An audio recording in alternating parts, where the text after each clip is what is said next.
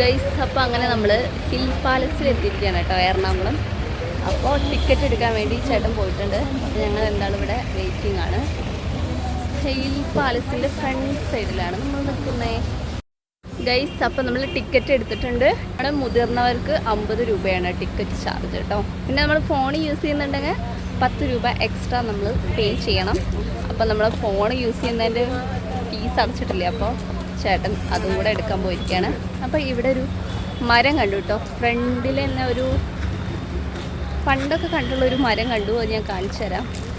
അതിൽ നല്ല പൂക്കളുണ്ട്, നല്ല അടിപൊളി ഒരു പൂവുണ്ട്, അത് ഞാൻ കാണിച്ചു തരാം.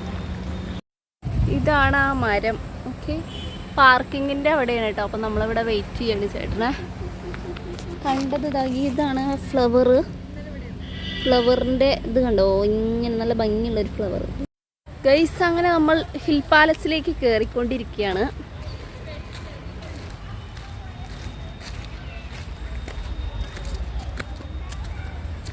അപ്പോൾ നമ്മൾ മണിച്ചിത്രത്താഴ് സിനിമയിലെ ഒരുപാട് ഭാഗങ്ങൾ ഇവിടെ നിന്നാണ് കേട്ടോ ഷൂട്ട് ചെയ്തിട്ടുള്ളത്.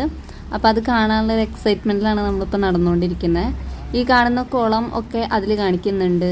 അപ്പോൾ ഇനി നമുക്ക് ഈ ഹിൽ പാലസിനെ കുറിച്ച് പറയാം. കേരളത്തിലെ ഏറ്റവും വലിയ പുരാവസ്തു മ്യൂസിയവും കൊച്ചി രാജാക്കന്മാരുടെ ഭരണസിരാ കേന്ദ്രവുമായിരുന്നു 1865 തൃപ്പൂണിത്തറയിൽ പണി കഴിപ്പിച്ച ഹിൽ പാലസ്. 54 ഏക്കറിൽ തദ്ദേശീയ ശൈലിയിലുള്ള 49 കെട്ടിടങ്ങൾ അടങ്ങുന്ന ഈ കൊട്ടാരത്തിൽ ഹിൽ പാലസ് പുരാവസ്തു museum, heritage museum, deer park, ചരിത്രാതീത പാർക്ക്, കുട്ടികളുടെ പാർക്ക് എന്നിവ ഉണ്ട്. മണിച്ചിത്രത്താഴ് കൂടാതെ വേറൊക്കെ സിനിമ ഇവിടുന്ന് ഷൂട്ട് ചെയ്തിട്ടുണ്ട് കേട്ടോ. കൊച്ചി മഹാരാജാവ് ശ്രീ ശക്തൻ തമ്പുരാൻ തൻ്റെ സ്വന്തം സമ്പാദ്യം ഉപയോഗിച്ച് 1865 പണി കഴിപ്പിച്ചതാണ് ഹിൽ പാലസ്.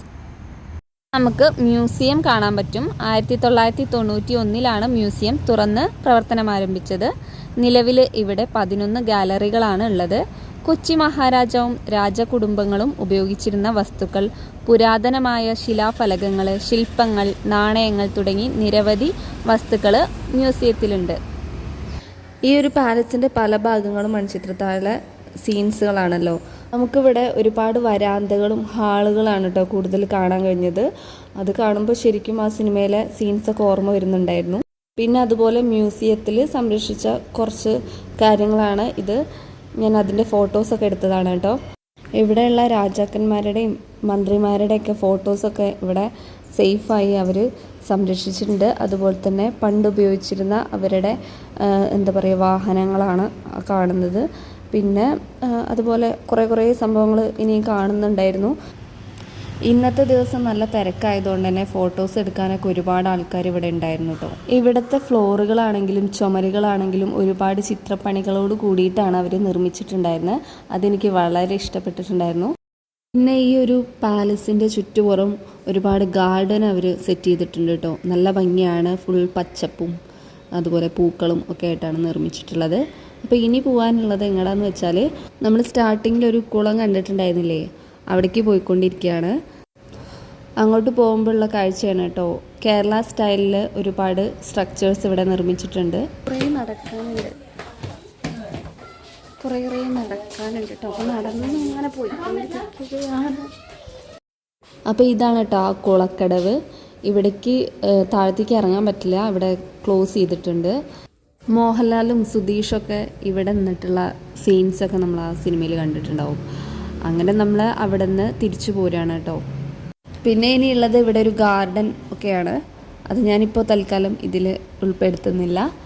അപ്പോൾ നിങ്ങൾക്ക് എല്ലാവർക്കും ഈ ഒരു വീഡിയോ ഇഷ്ടമായെന്ന് വിചാരിക്കുന്നു ഗൈസ്. അപ്പോൾ ഇനി നെക്സ്റ്റ് വ്ലോഗ് കാണാം. ബൈ.